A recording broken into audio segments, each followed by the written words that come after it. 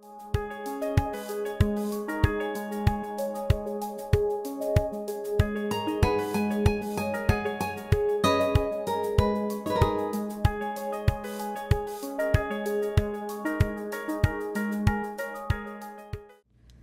muy buenas tardes. Mi nombre es Carmen Díaz. Bienvenidos a esta clase magna que lleva como título Desarrollo Humano de los 6 a los 12 años de edad. Es un gusto que se puedan conectar conmigo, que podamos platicar. Esta quiero que sea una sesión en donde estemos interactuando, que ustedes puedan mandar todas sus preguntas en caso de que tengan. Es una sesión en donde vamos a tener mucha información. Es un tema que de por sí tiene mucha información que se puede brindar. La intención es poder aterrizar un poquito algunos temas, sobre todo estos psicosociales, estos psicoafectivos que afectan o que caracterizan al niño en esta etapa de primaria, ¿no? Que son de los 6 a los 12 años de edad. Les agradezco muchísimo su atención, espero que no se aburran demasiado. Si se aburren, nos avisan. Bienvenidos, entonces, fíjense, esta es la etapa de desarrollo humano, la estamos comprendiendo en una primera etapa desde la concepción, desde el nacimiento del bebé hasta los 3 años más o menos. Después tenemos una primera infancia que es de los 3 a los 6 años y una infancia intermedia que comprende de los 6 a los 12. También tenemos una etapa adolescente que iríamos de los 12 años o de los 13 años hasta los 18. ¿Qué pasa en esta etapa de niñez intermedia? Los niños vienen de un esquema en donde no hay tanta socialización y empiezan a socializar porque ya la escuela, entran a la escuela y lo ven como como si fuera una novedad, ¿no? Los niños a esta edad cambian su estilo de pensamiento. Piaget nos decía que el estilo de pensamiento a esta edad es el pensamiento de operaciones concretas. ¿Esto qué significa? Que las operaciones ya no nada más van a ser, o bueno, la forma de pensamiento no nada más es simbólica, también nos vamos a ir a pensamientos abstractos. Están utilizando símbolos, están utilizando instrumentos, están descubriendo nuevas cosas, se dan cuenta que son capaces, motrizmente hablando, de hacer muchas cosas. Entonces, vamos a empezar por el desarrollo biológico. El desarrollo biológico tendría que ir en función de crecen, ¿no? Un niño en promedio tendría que crecer o tiene que crecer 3 centímetros aproximadamente cada 120 días. Si crece menos o crece más, tendríamos que hacer una revisión pediátrica para que nos diga por qué está creciendo menos o por qué crece de más. Tiene aumento de tamaño entonces de una manera cronológica y va aumentando. Es una etapa en donde los papás queremos vestirlos con la mejor marca y con las mejores prendas y luego nos enojamos porque las ensuciaron, porque se rompieron, porque ya no le quedó, porque le tuve que comprar otra vez el zapato a los 3 meses porque ya creció. Entonces, estas transformaciones también ellos las van viviendo. Son niños que ahora se pueden tropezar más fácil, ¿no? Son niños que ahora llegan de la escuela y el mueble es en donde nunca se habían pegado, llegan y se pegan, ¿no? Es una etapa en donde puede ser que aumente la etapa de sueño y debemos dejarlos dormir, sobre todo un poquito más adelante, en la etapa entre los 9 y los 12 años. Van a requerir muchísimas horas de sueño, entonces vamos a ayudarlos que este crecimiento sea el adecuado. También tenemos la etapa de desarrollo. En el desarrollo no solamente son cambios biológicos que van a experimentar, sobre todo de los 9 a los 12 años, sino también de manera psicológica. En teoría ya tendríamos que tener niños que ya no son berrinchudos. La etapa de los berrinches empieza a los 4 años y termina como a los 5 y medio, casi 6 años. No deberían de tener ya tantos berrinches. Aquí, al contrario, lo que vamos a tener es un poco más de estabilidad a nivel emocional.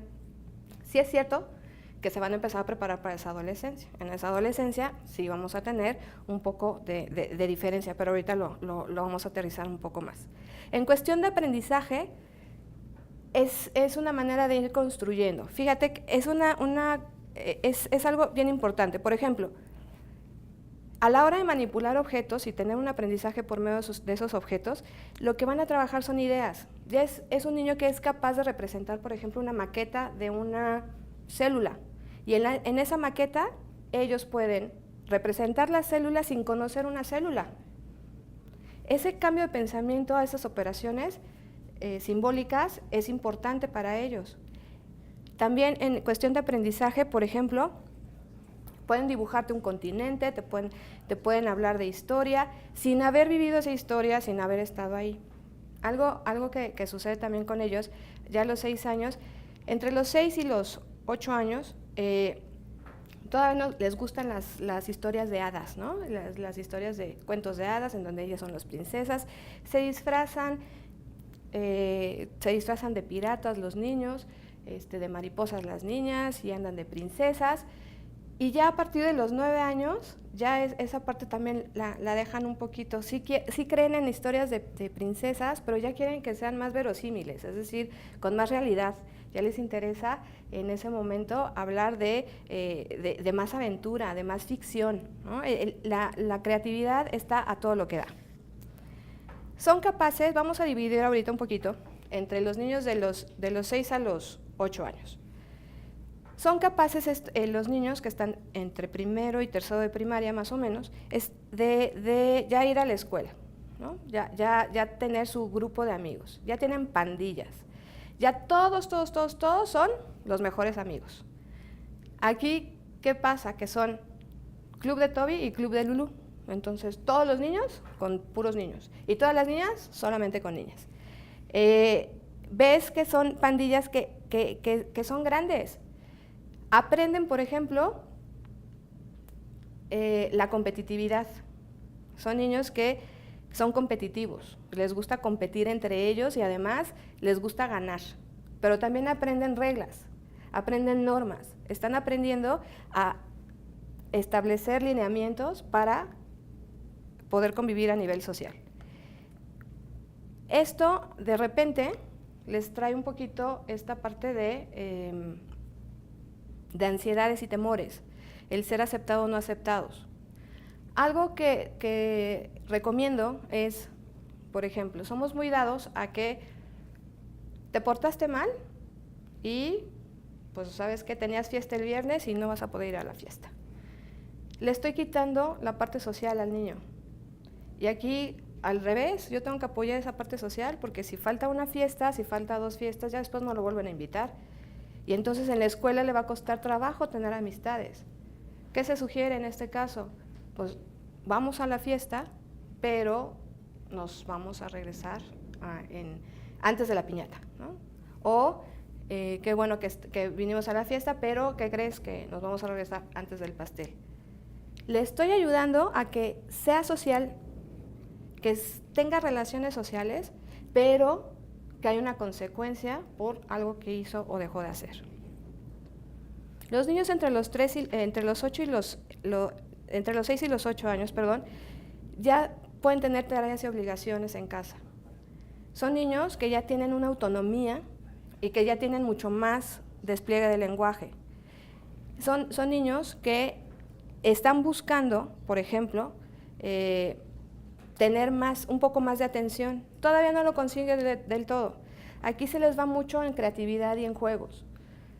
Los papás gastamos mucho dinero en comprarles juguetes y les compramos los mejores y los más caros. Y a veces se entretienen más con la caja, en donde venía envuelto, porque la caja es más divertida, porque juegan un ratito con ese juguete, pero al ratito esa caja se convierte en la nave espacial, se convierte en un barco, se convierte en el castillo de la princesa, y a un lado dejan el juguete. Gastas un chorro, pues mejor deberíamos de gastar un poco más en cajas y en papeles, en donde ellos puedan desarrollar esa creatividad. Los niños a esta edad también tienen avances motrices importantes, son más fuertes, se mueven más. Son niños que no les encuentras el off, ¿no? Por más que les estés entreteniendo, tienen energía y la pila puesta muchísimo. Ya se atreven a subirse a árboles, se atreven a hacer, piruetas, es momento de ejercitarlos y ayudarlos a mantenerlos en forma. Más adelante lo vamos a ver, pero son capaces de ya hacer algún tipo de deporte. Podemos empezar a descubrir cuáles son sus habilidades y cuáles son sus capacidades. Y entonces podemos ofrecer, ahora sí, con disciplina, natación, deportes, arte, algún instrumento musical, porque ya tienen mucho mejor manipulación de los objetos y de su cuerpo también. El juego, entonces, se convierte en parte de su reto, es un reto fundamental para ellos, es un reto en donde ellos se encuentran autónomos, encuentran iniciativa y yo creo que te ha pasado ver a niños de esta edad en donde pone uno las reglas y todos los demás las siguen. Y hay de aquel que no las siga, ¿no? Porque entonces ya empiezo a tacharlo de tramposo o que no sigue las reglas y entonces lo empiezan a excluir. Tienen que ser niños autónomos y buscando iniciativas. La escuela entonces se convierte en algo fundamental para ellos. Para ellos la escuela es una evolución de su propia personalidad. ¿Por qué? Porque ya no está ni papá ni mamá encima de ellos todo el tiempo. Es en donde pueden sacar esta parte social y poder convivir con todos sus amigos. Son niños que a esa edad, entre los 6 y los 8 años, salen de vacaciones y a veces lloran por salir de vacaciones. Porque quieren regresar a su escuela, porque quieren estar con sus amigos y tienes que buscarles actividades en donde sigan estando en un ambiente social. Por ejemplo, los cursos de verano son muy buenos y no tanto porque a la mamá ya otra vez ya no los quiero tener aquí, sino más bien porque ellos van descubriendo otro tipo de habilidades. Otra cosa que sucede, por ejemplo, en esta parte de aprendizaje, ante las ansiedades y los temores de ser aceptados o no ser aceptados, por ejemplo, como ya tienen una jornada mucho más grande en la escuela, ya tienen que presentar exámenes, ya tienen que calificarse, autocalificarse y que alguien los califique a ellos, presenta momentos en donde pues, puede gritar, en donde puede pues, tener ese temor de situaciones nuevas. ¿Cómo podemos ayudar en casa? En casa pues, necesitamos crear un ambiente de juego, en donde el estudio no se vea como algo que me dé miedo, sino más bien lo voy a ver como algo que me dé un reto, ¿no? Entonces es importante que el estudio y que la casa se conviertan en eso, en un ambiente sano y por otro lado el estudio se vuelva un reto. Ahora, en cuanto al desarrollo social, como te lo comentaba, estos clubes de Toby, estos clubes de Lulú, esta interacción social que deben de tener, esta conciencia de sus capacidades y de sus limitaciones. La conciencia no solamente ellas lo van a abrir, también te sugiero que tú revises la conciencia, las capacidades y las limitaciones con conciencia. ¿Por qué? Somos muy dados que empiezan a salir mal en la escuela y entonces vamos a contratarles un profesor. Es que salió mal en inglés, ya que se meta a clases de inglés. Salió mal en matemáticas, que se meta a clases de matemáticas. O le contratamos a un profesor, o que se quede en la tarde a tomar clase de matemáticas. Y nunca somos capaces, o muy pocas veces somos capaces de despertar estas capacidades en los niños. Puede ser que reprobaste en inglés, pero eres muy bueno en deportes. Pues ¿sabes qué? Inglés, algún día lo vas a necesitar, algún día vas a tener que echarle más ganas, mejor te inscribo en la clase deportiva que tú estés más adecuado. Y métele ganas al deporte y hazte responsable, porque tienes esa capacidad de hacerte responsable, pero entonces voy conociendo cuáles son esas limitaciones. Las limitaciones es importante no solamente docentes, también papás, todos tenemos que conocer. Acuérdense que los niños aprenden a su propio ritmo. Muchas veces creemos que los niños tienen que aprender de la manera como nosotros aprendimos, y no es así. Yo pude haber aprendido de una manera, no sé, a lo mejor muy teórica, muy conductual, y a lo mejor mi hijo o mi hija aprende de una manera diferente. Y él aprende o ella aprende por mapas mentales, por creatividad, por dibujos, por experiencias, por sensaciones. Y tengo que entender cuál es su capacidad. y tengo que ofrecerle esas herramientas para que pueda aprender. Si yo no las voy descubriendo, el niño solito no las va a descubrir. Le tengo que ayudar y como docente también le tengo que ayudar a que vaya descubriendo esas capacidades y que tiene limitaciones. Y a veces también los docentes exigimos de más alumnos cuando no tendríamos que estar exigiendo, cuando menos ir al propio ritmo. Hablábamos entonces de esa aceptación de normas, esa aceptación de comportamientos. Disfrutan muchísimo los desafíos. Es una etapa en donde corren, brincan, juegan, quieren estar interactuando, quieren estar en convivencia con niños. No hay que quitarles esta parte.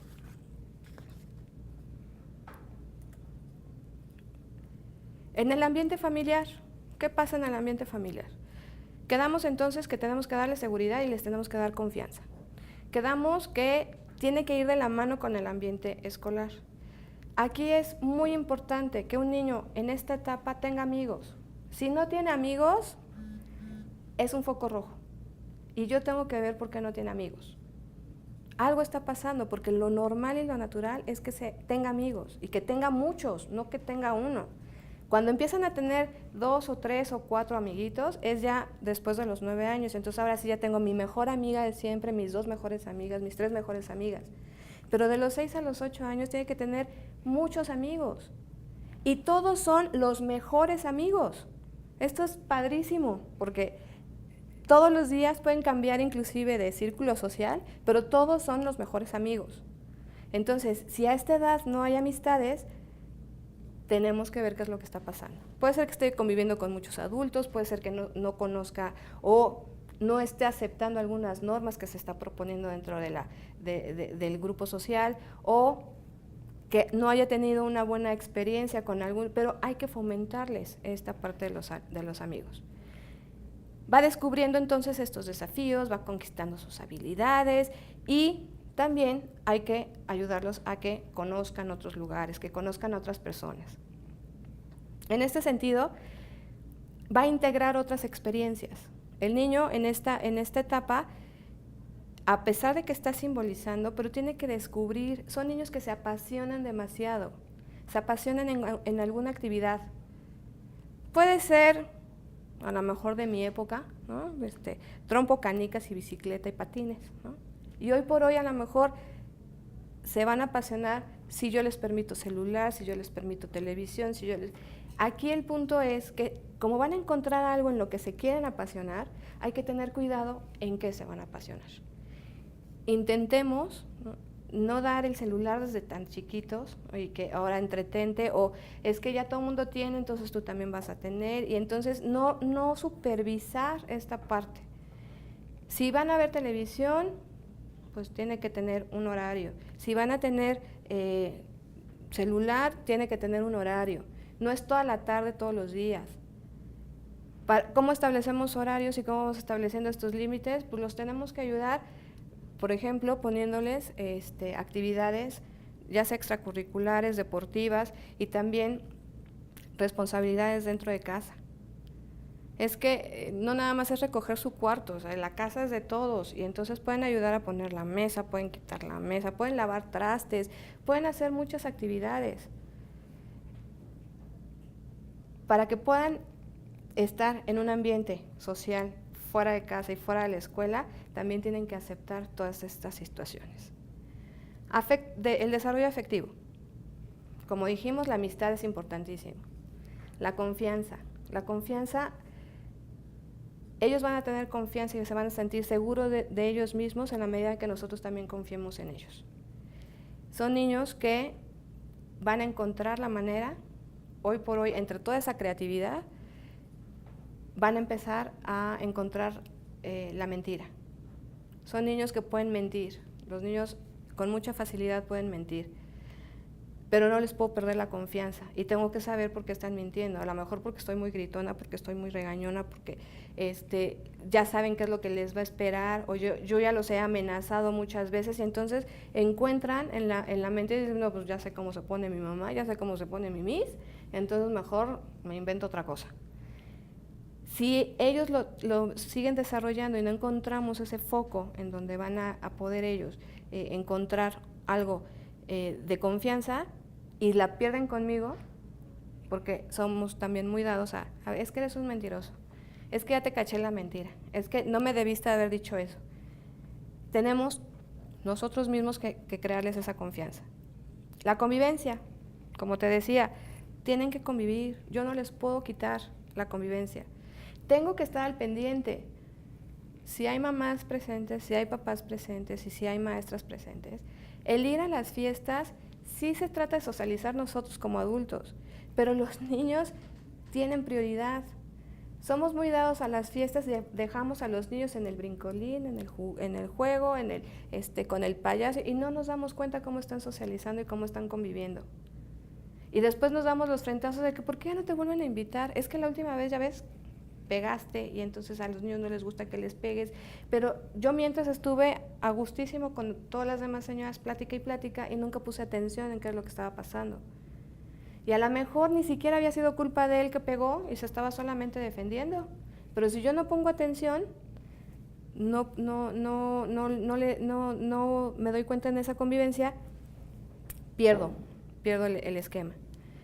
Es importantísimo entonces ver cómo conviven, escuchar cómo conviven. Yo le recomiendo mucho a los papás que en esta época dale chance a los niños que inviten niños a tu casa a comer, a ver películas. Es momento, ¿no?, de que puedan convivir con ellos. Y entonces es importante que tú les puedas decir, a ver, aquí está la pizza, aquí está la comida, y que tú estés ahí presente, visible, escuchando cómo se hablan, cómo se llevan, quién se lleva más con quién, de qué platican, cómo platican. Tenemos que construir seguridad con ellos. Y para tener esa seguridad, primero tuve que haber trabajado esa confianza y también ver cómo convive, para poder hacer esas adecuaciones y como estrategia, porque solamente así voy a tener un niño seguro. No se vale a un niño en esta edad etiquetarlo, es que eres latoso, eres el cochino, es que eres el tonto, es que no eres listo, o las comparaciones, ¿no? Muchas veces comparamos con los hermanos, con los primos, con los mismos amigos. No saliste en cuadro de honor, es que tú no eres como los otros. Es que, ya ves, te dije que te pusieras a estudiar. No, es que no eres igual que tu hermano. Tu hermano, yo me acuerdo que tenía buenas calificaciones, y esto hasta los docentes lo hacen. A veces repiten docentes, hermanos y primos, y ya sé quién eres hermano de fulano, ¿no? Ya, la que nos espera. Y no podemos compararlos. Tenemos que darles esa seguridad y no etiquetarlos. Y si los etiquetamos de una manera positiva, entonces tú eres el triunfador, tú eres el aguerrido, tú eres el líder, y entonces les vamos cambiando esta seguridad. Siempre estableciendo límites, por supuesto.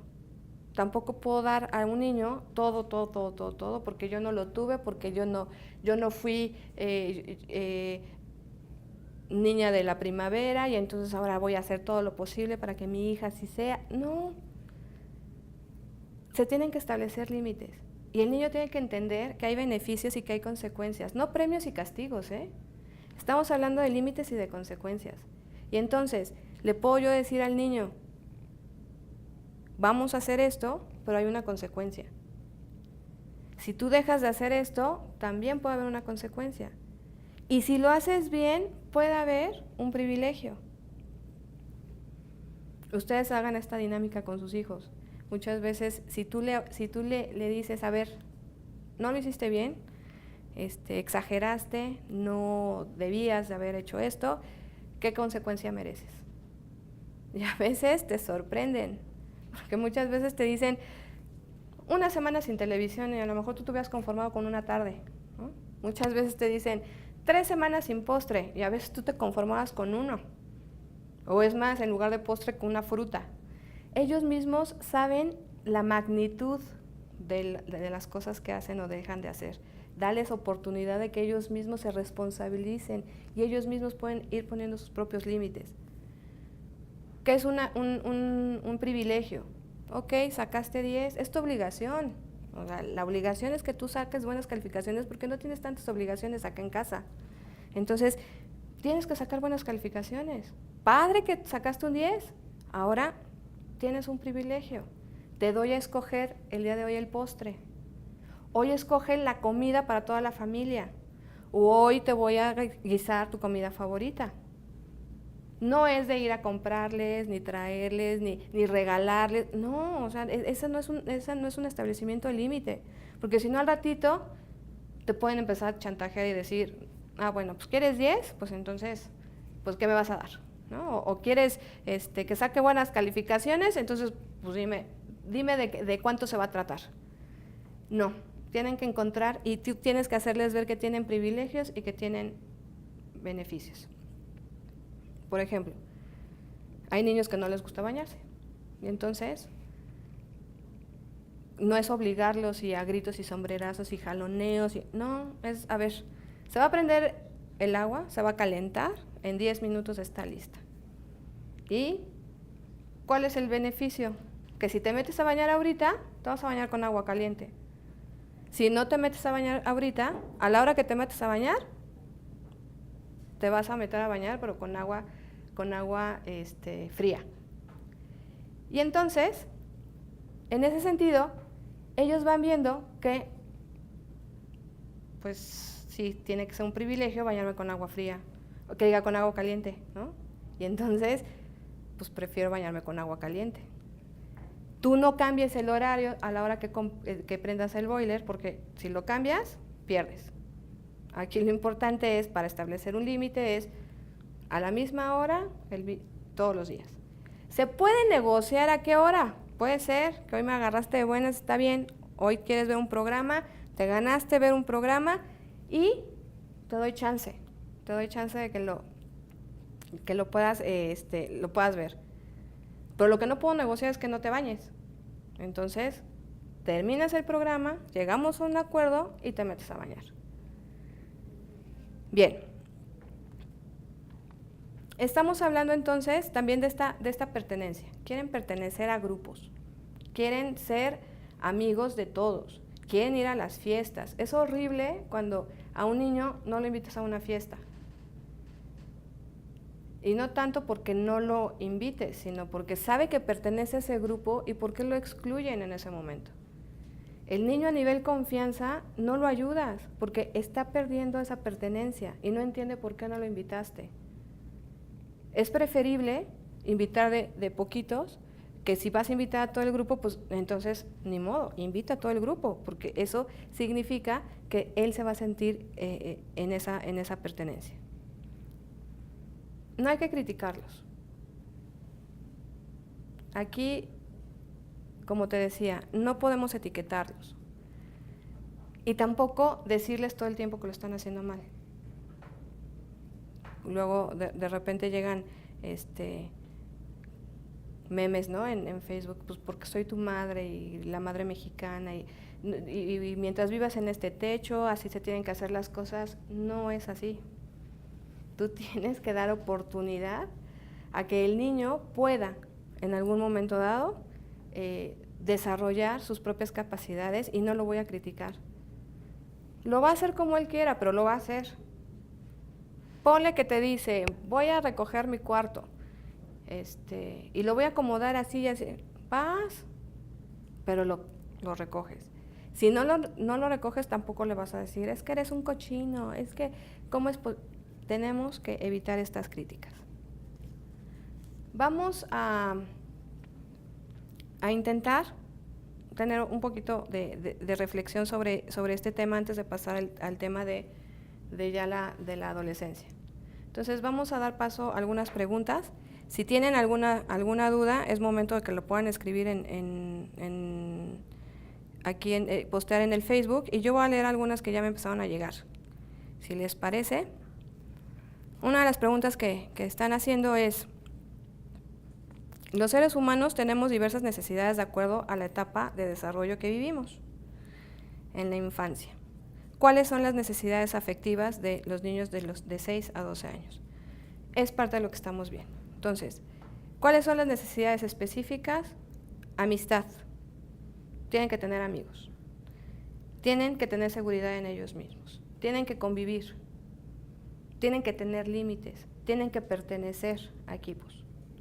Tienen que ser niños que no sean criticados, porque si son criticados van a aprender a criticar también después.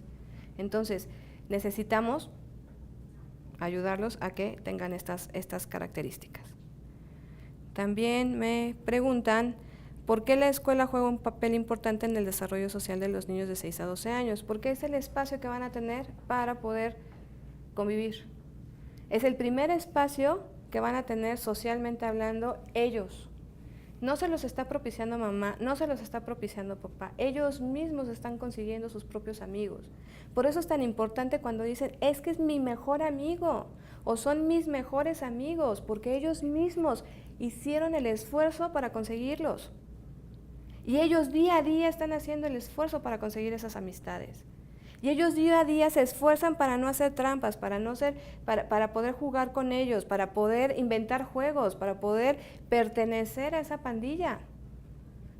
Entonces, en un nivel de desarrollo social es importantísimo. También el tema que habíamos comentado hace rato, sobre todo de la competitividad, ¿no? El que les gustan los retos, les gustan los desafíos, entonces quieren empezar a competir con el resto de sus compañeros y ver quién es mejor. A lo mejor tú como adulto lo ves reflejado en una calificación, pero ellos internamente dentro de un salón de clases están compitiendo entre ellos mismos.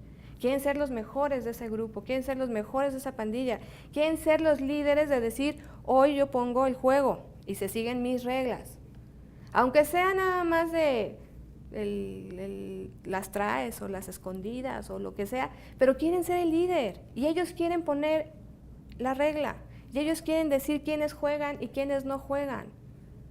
El desarrollo social dentro de la escuela es importantísimo porque eso los va a llevar a las fiestas, los va a llevar a tener mejores relaciones, inclusive hasta deportivas en caso de que practiquen algún tipo de deporte. Tengo otra que dice, ¿cuáles son los problemas que suelen enfrentar los niños entre los 9 y los 12 años en la escuela?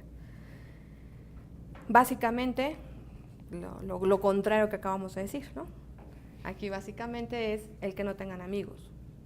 Aquí el que no puedan platicar con alguien de este tema, porque a veces no tienen amigos, pero tampoco lo comentan, ¿no? Y tú no te enteras porque no vas por él a la escuela o porque nada más, como se estila ahora, ¿no? Nada más enseñas un papelito y te lo suben al carro o te la pasas platicando con las mamás y entonces no pones atención.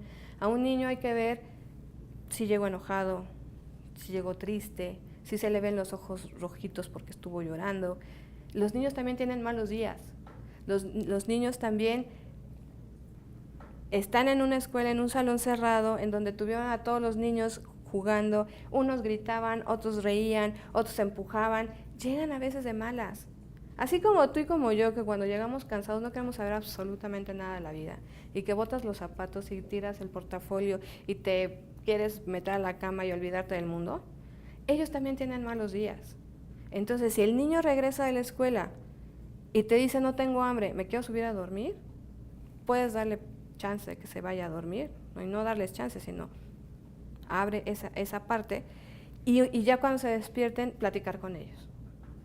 Hay estrategias muy bonitas, por ejemplo, el cuento del príncipe y de la princesa, y entonces ellos son los protagonistas, en donde ellos son los príncipes o son las princesas, y entonces en la noche empiezas a contarles el cuento, y entonces la mamá y el papá estaban en la casa y entonces se les había hecho tarde y entonces se levantaron corriendo y despertaron al príncipe y entonces el príncipe se fue corriendo a la escuela y ya iba medio de malas y entonces, ¿qué pasó en la escuela? Y entonces ellos solitos les das ahí chance de que ellos vayan armando la historia y después les dices, y entonces la mamá cuando llegó el príncipe y lo vio y lo recogió de la escuela, estuvo feliz, estuvo contenta y lo abrazó y quiso saber qué había pasado y además lo extrañó muchísimo durante el día. Estás fomentando ahí la confianza, dándole seguridad al niño y que hay un canal de comunicación contigo. A lo mejor no se dio cuenta que él era el protagonista pero te va a contar. También funciona mucho la técnica, por ejemplo, de ¿cuál fue tu parte favorita del día? ¿Cuál fue la parte del día que no te gustó? ¿Cuál fue? Y entonces empieza contigo, ¿no? De decir, a ver, mira, mi parte favorita fue cuando me desperté y estaba muy de buenas. La parte que no me gustó del día fue haberte ido a dejar a la escuela porque te extrañé horrible. Y entonces, ¿y cuál fue tu parte favorita? Pero para esto se necesita tiempo y para esto se necesita convivencia. No podemos nada más así como que hay un día, otro día, o solamente los días que hay problemas. Tenemos que aperturar este canal de comunicación para ellos. Es importante porque más adelante, si no somos nosotros el primer referente, ya en etapa adolescente tampoco lo vamos a hacer. Ya hay algunos papás que me dicen, es que yo tengo comunicación con mi hijo. Mi hijo no me quiere decir las cosas y yo me tengo que enterar por otras personas porque él no me dice nada. Pero entonces en esta etapa, a los 6 años, a los 4 años, a los 5 años, ¿qué hacías? ¿A quién le comentaba las cosas? ¿Te preocupabas o no te preocupabas por él? Es importante entonces tomar esta parte de reflexión. En cuestión de sentimientos. En cuestión de sentimientos, son niños que ya son más inquietos. Son niños que ya tienen que aprender a reconocer sus propias emociones. ¿Qué es esto? La risa es risa. El llanto es llanto. A veces están y explotan en alguna emoción ese momento porque estaban felices y contentos y de repente están llorando. Y dices, ¿y qué pasó? ¿No? O sea, ¿qué fue lo que pasó? ¿Por qué están llorando? ¿Por qué están diciendo, pues estábamos bien felices y contentos acá, ¿no? Y no, puede ser que esté acumulando algunas cosas, inclusive ese enojo o esa tristeza se derivó de otra cosa. Y tenemos que buscar qué es lo que pudo haber pasado. Pero, ¿cómo lo vamos a encontrar? Cuando aprenden a definir sus propias emociones, sus propios sentimientos. ¿Que se vale enojarse? Claro que se vale enojarse. ¿Que se vale estar triste? Por supuesto que sí. Inclusive, se vale que mamá y papá también estén enojados y también estén tristes. Pero ellos, si no se enteran, y si yo no tengo una comunicación con él en función de mis sentimientos, ellos no van a poder definir sus propias emociones. Por ejemplo, tuve un día pesado y hoy le grité. Y luego me voy a la cama con cargo de conciencia porque no le debí de haber gritado, porque él no tenía la culpa, porque no debí de haberlo hecho. Pero lo hice. Se vale, entonces, oye, mira, lo hice mal, no lo debí de haber hecho, reconozco que tuve un error, creo que mi emoción, que es estar enojado, tú no tenías nada que ver, y discúlpame por hacerte sentir mal. Y yo doy la pauta. El niño más adelante lo va a aprender, porque va a ser un ejercicio diario, pero ya sabe qué es sentirse mal, ya sabe que estuve enojada, ya sabe, inclusive le puedo contar por qué me puse enojada. Puede ser inclusive que él haya tenido la culpa por la que yo me haya enojado. Y decirle, mira, lo que hiciste o lo que dejaste de hacer a mí me provocó este sentimiento. A lo mejor para ti no es importante, pero para mí sí. Entonces, en ese momento también ellos tienen que ver de qué manera pueden empezar a expresar sus propias emociones. Y ayudarlos. Y a veces es decirles, a ver, espérame, no te entiendo porque sigues muy molesto. Vamos a detenernos un poquito. Yo voy a hacer estas cosas, tú puedes hacer esto y ahorita lo platicamos, pero no dejo pasar una semana para platicarlo. Ese mismo día, un poco más tarde, pero dejo que yo también me enfríe y que él se enfríe y lo negociamos. Algo que vamos a ver más adelante es esta parte de ponernos a su nivel. No hablar como ellos, ni chiquearlos, no, es ponernos a su nivel, es decir, nos sentamos los dos a la misma altura, los dos viéndonos a los ojos y platicar. Porque así ellos pueden expresar mejor sus sentimientos. Si a mí me ven como figura autoritaria y yo estoy parada y les estoy gritando y ellos están abajo y les estoy diciendo no sé qué, rompo el canal de comunicación y los sentimientos no los van a expresar. O al revés, se estila mucho todavía, en estas épocas parece mentira, pero se estila mucho todavía el que eres niño y no lloras. O el no pasó nada, ¿por qué lloras? Tengo que pensar y ver, ponerme en sus zapatos y decir, A lo mejor para mí no fue tan grave, pero a lo mejor para él sí. ¿Quién sabe qué otras cosas trae acumuladas durante todo el día y explotó con esto? Necesito saber qué es lo que está pasando. Entonces, me pongo a su nivel y empezamos a platicar. En esta época también el establecimiento de valores es muy importante. Te decía, con esta creatividad que tienen, con esta imaginación, con esta fantasía que manejan, de repente se desprenden un poquito de la realidad y de repente empezamos con mentiras o con que no se dio cuenta, entonces sí lo puedo hacer, o pues tenía mucha hambre y me comí la torta de mi compañero, o tenía mucha sed y vi un agua o me encontré una moneda tirada y me la fui a gastar de volada. Son cosas a lo mejor sin importancia, pero que les van creando valores. No lo puedo regañar por decirle, oye, no, ahora escupe todo el chicle que traes en la boca porque no es tuyo, porque quién sabe dónde era la moneda, porque no, o sea, pero sí decirles, la próxima vez que llegue a pasar y que te encuentres una moneda, entrégasela a la maestra. No te digo que a cualquier niño, porque pues cualquiera va a decir, ay, sí, es mía, ¿no? Sino más bien, entrégasela a la maestra y la maestra ya decidirá qué hace con esa moneda. Es tema de valores, pero ¿qué creen? La buena o mala noticia es que los valores los imitan de nosotros. Si yo no soy una persona honesta, el niño no va a aprender a ser honesto. Si yo no soy una persona educada, el niño no aprende a ser educado. Si yo soy una persona colérica, enojada, el niño va a aprender esas situaciones, porque es lo que está viviendo y lo está viviendo en casa.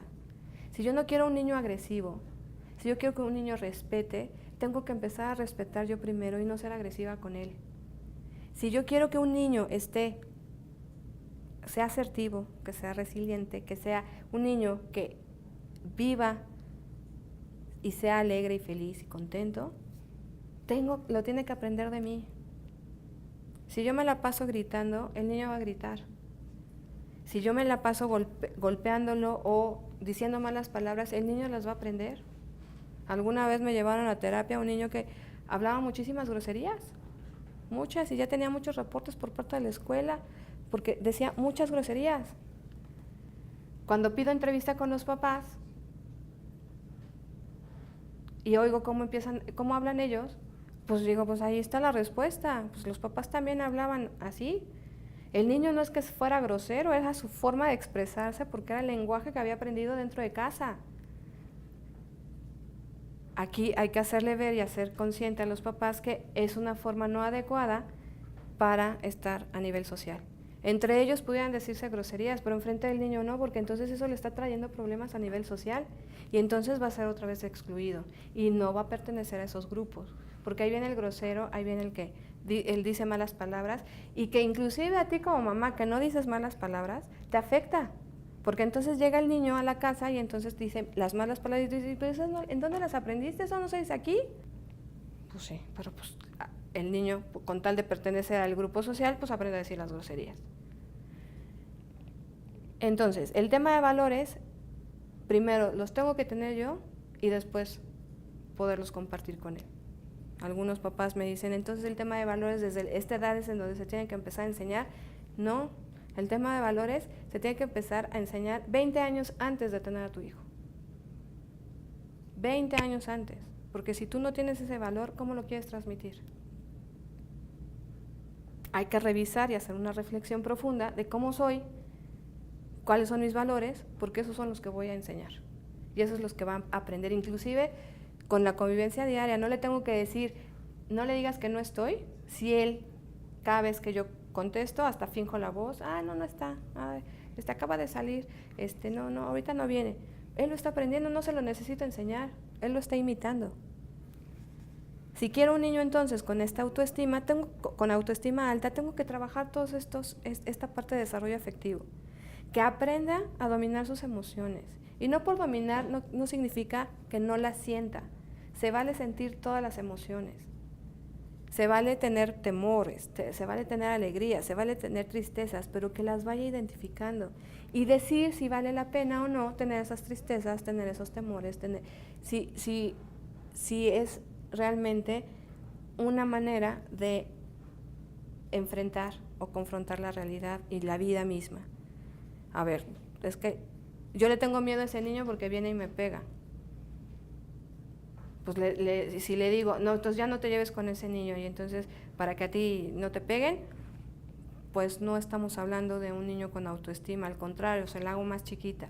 Aquí es, a ver, pues vamos a ver por qué te pega, qué has hecho, qué has dejado de hacer, o qué está pasando en su casa. Y entonces, en lugar de decirle, no me junto contigo, pues tratar de ser comprensivos con ese niño, porque seguramente si pega es porque le están pegando en su casa. Y entonces, en lugar de apartarlo, pues es compadecerlo un poquito, ¿no? De decir, híjole, pobre, pues eso es lo que le están enseñando en su casa. Y no te aíslo, o intento no aislarte, pero entonces le ayudo a que vaya teniendo normas y que vaya teniendo límites. Decimos, mantenerlos en forma con una alimentación sana, con una alimentación balanceada. Lo que empieza a pasar ahorita que veamos el tema de pubescencia, si no hubo una alimentación sana antes de los 9 años, la pubescencia y la adolescencia no se la van a pasar nada bien. Pueden ser niños anémicos, anoréxicos, pueden ser niños bulímicos, pueden ser niños obesos, pueden ser niños con mucho acné, pueden ser... ¿Por qué? Porque no se les cuidó desde antes. A veces decimos, es que está chiquito, sí, no importa si se come 3 bolas de helado. Está chiquito, no le pasa nada. Hoy, ahorita no, a los 9 años te vas a acordar de mí. A los 9 años va a tener esa mala alimentación, la va a tener reflejada. Entonces, la alimentación tiene que ser sana y balanceada desde muy temprana edad. Que aprendan a comer de todos. Alguna señora me comentaba, es que mi hija nada más come plátanos con quesadillas. Y estoy preocupada porque no como otra cosa. Y le digo, ok, ¿y en tu lista de súper qué anotas? Nunca me pueden faltar las tortillas, ni los plátanos, ni el queso, porque es lo único que come. Y entonces, ¿y en el refri qué hay? Pues hay muchas cosas, pero siempre debe de haber plátanos, queso y tortillas. Pues deja de comprar plátanos, queso y tortillas y la niña va a comer otra cosa. No, se va a morir de hambre. Te lo aseguro que no. El primer día hasta de malas va a estar, el segundo día a lo mejor hasta hace berrinche, el tercer día va a comer lo que le des, porque nada más hay eso. Y ya dejó de haber plátanos, tortillas y queso por una temporada, en lo que empieza a comer otra cosa. Tenemos que ayudarlos a que coman de todo, balanceadamente. Comer de todo no significa que coman 6 bolas de helado, 4 huevos y 7 rebanadas de tocino. No, es de una manera sana y balanceada. Aquí te ayuda mucho el pediatra te puede ayudar de acuerdo a su edad, qué es lo que tiene que estar comiendo. Insisto, tienen que estar al aire libre, movimiento, bicicleta, patines. No tienes que gastar, o sea, tampoco creas que es así. Alguna vez me decían, es que no tengo dinero para ponerlo en una escuela de deportes. Pues sal a caminar con él. No necesitas gastar. El hábito también lo tienes que tener tú. Si el niño no camina, pues a lo mejor es porque tú tampoco caminas. Acuérdate que nos imitan, pero el estar al aire libre lo tenemos que procurar. ¿Y qué hace esta generación de papás? Y me incluyo, porque también un lugar, ¿no?, en donde haya juegos, porque así me dejan comer a gusto, no se me enfría la comida, y sí, un lugar en donde haya juegos, por favor.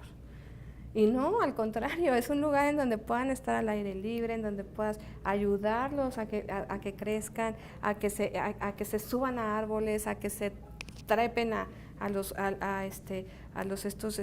pasamanos, etcétera, etcétera. Ayúdalos que tengan un rincón propio y que se hagan responsables de ese rincón propio. ¿Esto qué es? Un espacio en donde puedan tener sus cosas. Un espacio en donde ellos puedan tener ese sentido de pertenencia dentro de su propia casa. Respetamos todo el espacio, pero tienes tu propio rincón. Ese lo puedes adornar, le puedes poner, le puedes quitar, lo puedes poner de otro color, le puedes poner el póster, el stick, lo que tú quieras. Es tu espacio y yo lo voy a respetar. Pero si te pido también que lo levantes, lo tienes que levantar. Si te pido que se mantenga aseado, porque ese rincón, aunque sea tuyo, también es parte de la comunidad familiar, y es un hábito que lo mantengas limpio, lo tienes que hacer, pero es tu rincón, tú decides cómo lo adornas, tú decides cómo lo tienes. Ten ese espacio para el niño. No sé si es una recámara, no sé si es un escritorio, no sé si es una pared, no sé, pero tiene que tener su propio rincón. Propiciarles espacios también de quietud. Así como también tienen mucha energía, hay momentos en donde también tienen que aprender a relajarse. Tienen que tener momentos en donde puedan ver un programa de televisión sin que los estén molestando, que puedan tener un espacio en donde si se quieren ir a dormir, que se duerman, digo no toda la tarde, pero algunos preadolescentes sí lo hacen, pero un espacio de quietud también, que tú les propicies esa quietud y no todo el tiempo, y apúrate y vámonos y córrele, sino también que ellos vayan teniendo estos pequeños espacios.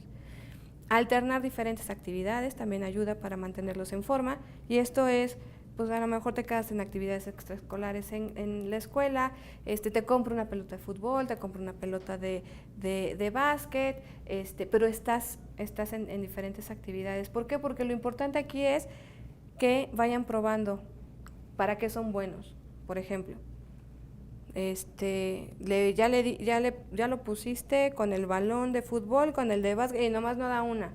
Pues bueno, vamos a probar con pinturas, ¿no? Te compro los colores y a lo mejor eres buen artista. Tampoco te funciona, pues a lo mejor con una flauta, ráspale a la guitarra, no sé, y a lo mejor ya encuentra algo en donde él pueda encajar mucho mejor.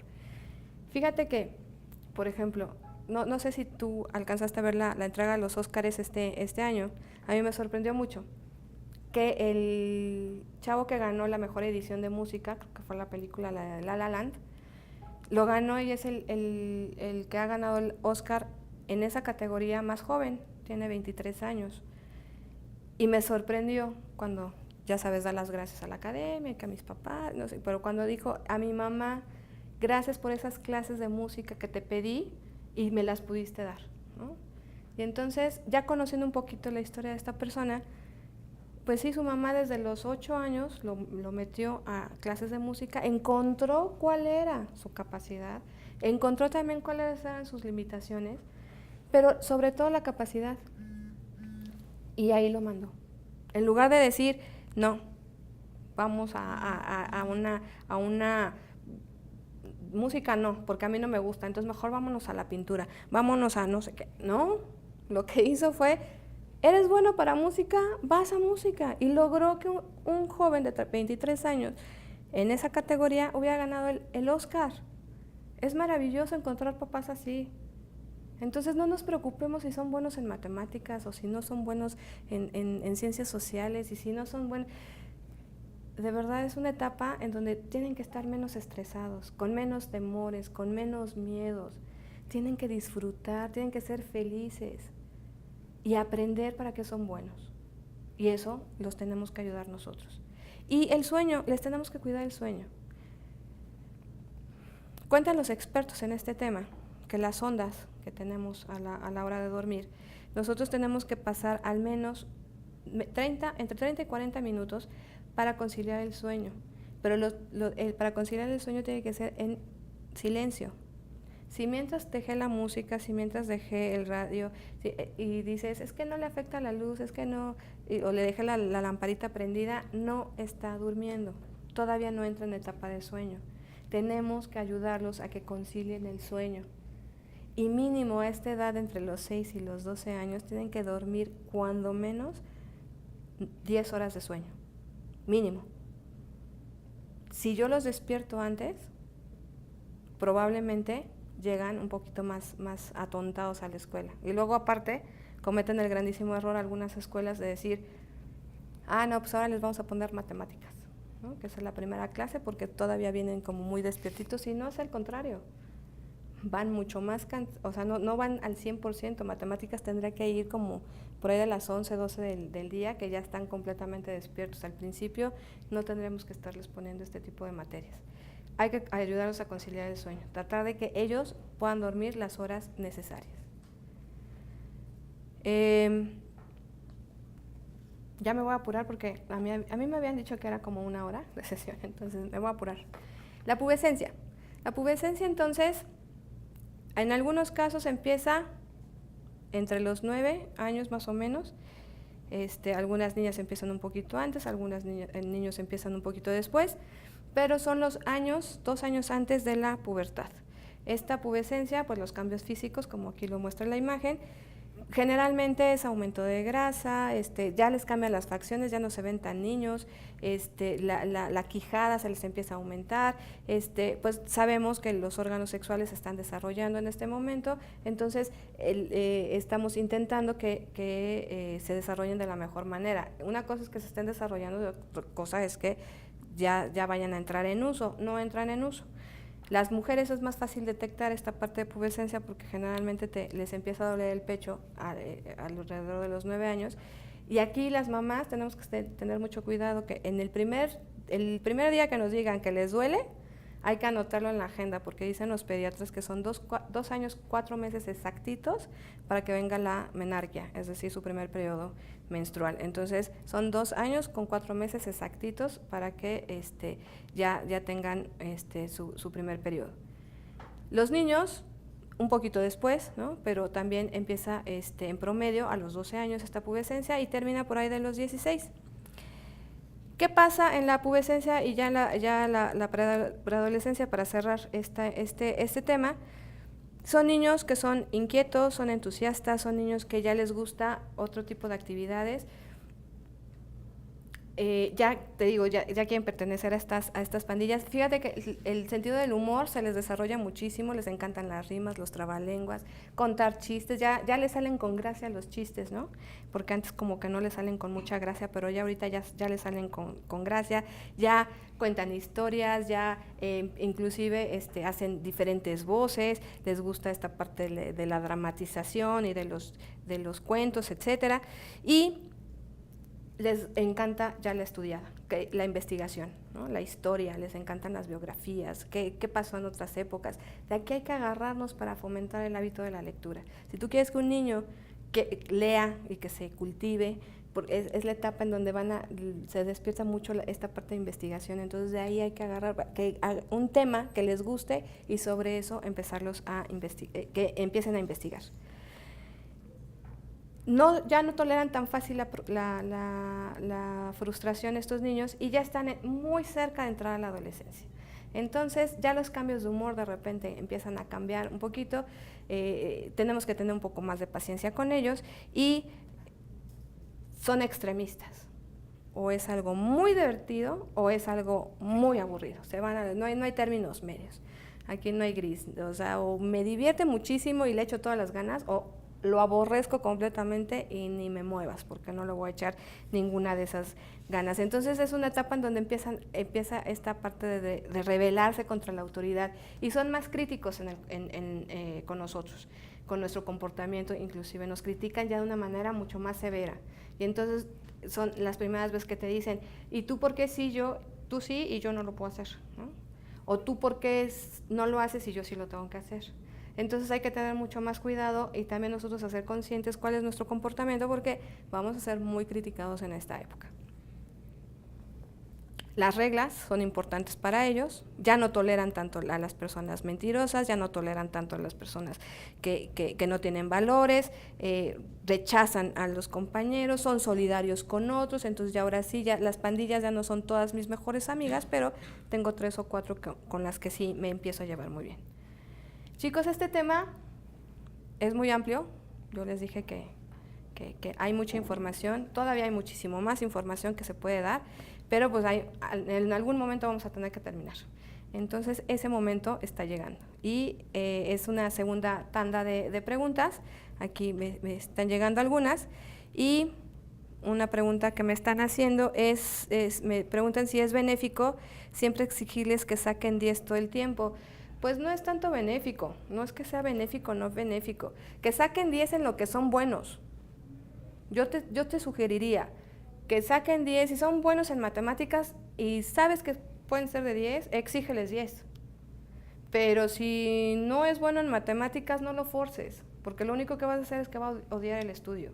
Aquí mejor sobre lo que sí son buenos. Si son buenos, muy buenos en deportes, que saquen 10 en deportes, pero matemáticas, entonces tenles un poquito más de paciencia.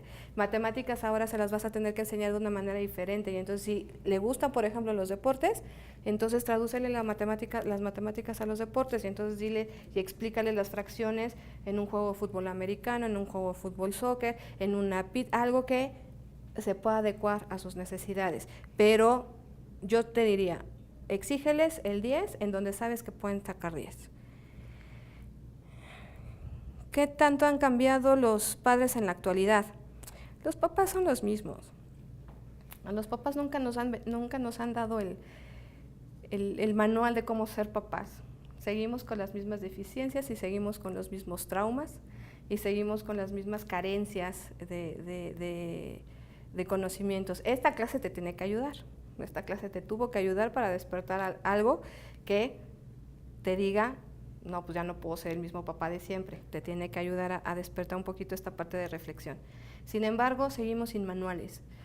Hace rato se los comentaba que al equipo de trabajo aquí de producción, que les digo, pues es que a veces tienes el conocimiento, esto te dedicas, das terapias, te asignan clases y luego lo tienes en casa y no sabes cómo manejarlo, ¿no? A veces no sabes cómo transformarlo dentro de tu propia casa, con tus propios hijos.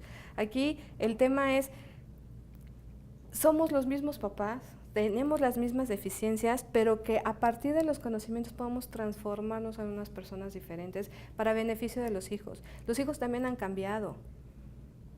Ahora la tecnología o nos ayuda o nos perjudica. Aquí el punto es establecer límites. Eso es lo que no podemos dejar pasar de largo. ¿Cómo influye que los padres estén divorciados? Pues no sé qué influya en qué, ¿no? Aquí voy a precisar un poquito, pero en la educación de los hijos se tienen que poner de acuerdo. Aquí no hay de otra, los hijos son de los dos y tienen que llegar a compromisos, inclusive negociaciones con los propios hijos. Pero no solamente es con padres divorciados, ¿eh? A veces pasa que mamá y papá tienen que trabajar y quienes cuidan son los abuelos, y entonces los niños son bien inteligentes y en líneas de autoridad dicen, no, pues yo ya lo negocié con mi abuelita y pues ya sé que ella sí me va a dar chance, ¿no? Y entonces tú llegas y le dices y no, mi abuelita sí me dijo, ¿no? O al ratito, no, lo mejor lo veo con ella, o no, mi abuelita me dijo, no, tú ya no me puedes decir nada. Entonces, aquí no nada más son padres divorciados, aquí hay que tener atención en cómo vamos a educar y ponernos de acuerdo. Sean papás, sean abuelos, sea guardería, sea la misma escuela, conseguir una escuela que tenga el mismo sistema de valores. Pero aquí lo más importante es negociar, cómo se va a negociar. Y que si uno dice algo, el otro lo tiene que seguir. Y no, te digo, no necesariamente tienen que estar divorciados. Muchas veces pues trabajan los dos y de repente coinciden y de repente hablan y de repente algunas mamás son muy dadas de que ahorita que llegue tu papá, ¿no? Y no necesitas estar divorciado para que los hijos estén en contra de ti, o arréglalo con tu mamá sabe, ¿no? Entonces eso no es negociar la educación de los hijos. La educación de los hijos, inclusive antes de tenerlos, es decir, cómo los vamos a educar, qué es lo que les queremos ofrecer, qué se van a llevar de nosotros. Si somos buenos ciudadanos y somos buenos padres, lo único que van a hacer es imitarnos. Por eso los hábitos los vamos a conseguir antes, inclusive antes de conseguirte a la pareja, porque cuando consigas a la pareja ni siquiera te vas a tener que divorciar, vas a ver. ¿Qué se puede hacer cuando ambos padres trabajan todo el día? Pues es en el tenor que estábamos platicando. Hay que dejar los lineamientos y los límites. Esté yo presente o no esté yo presente, las cosas se tienen que seguir. Y te digo, se puede negociar en el sentido de que te puedes bañar a la hora que quieras, pero te tienes que bañar todos los días. Puedes recoger el cuarto a la hora que quieras, porque no voy a estar y no voy a saber exactamente a qué hora lo hiciste, pero lo tienes que hacer. Tienes que hacer la tarea. No estoy al pendiente, pero sé que tienes que hacer la tarea. Cuando yo llego la reviso y no hay que, ay, es que me quedé viendo la tarea. No, o sea, si dejas una instrucción se tiene que cumplir, estén solos, esté alguien cuidándolos, los abuelos o alguien que la tía, la hermana, pero dejas la instrucción y la instrucción es clara para que se puedan establecer estos límites.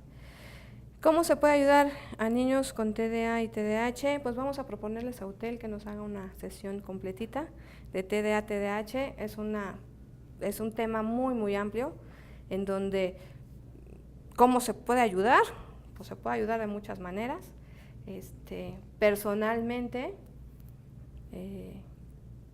no considero que sea una enfermedad el TDAH. Antes les llamábamos niños latosos, pero ahora hubo un señor que quiso vender una medicina y les puso TDA para poderlos medicar. Entonces imagínate, si de por sí eran problema sin medicación, con medicados, bueno, pues peor te la pongo. Pero valdría la pena hablar de esta diferencia de aprendizaje con TDA o TDAH en una sesión completita. Si quieren lo proponemos, y de todas maneras, si les interesa bibliografía sobre el tema, se las puedo proporcionar sin ningún problema para que puedan ampliar información. Muy bien, pues muchísimas gracias por su atención. De verdad, es un placer haber estado con ustedes en esta clase magna. En este canal de conocimiento agradezco muchísimo la oportunidad que me da UTEL para poder estar con ustedes, poder compartir esta información en vivo, y espero que les haya servido de algo. Les agradezco muchísimo su atención y espero poderlos ver pronto en alguna otra sesión. Con permiso y muchas gracias. Bye.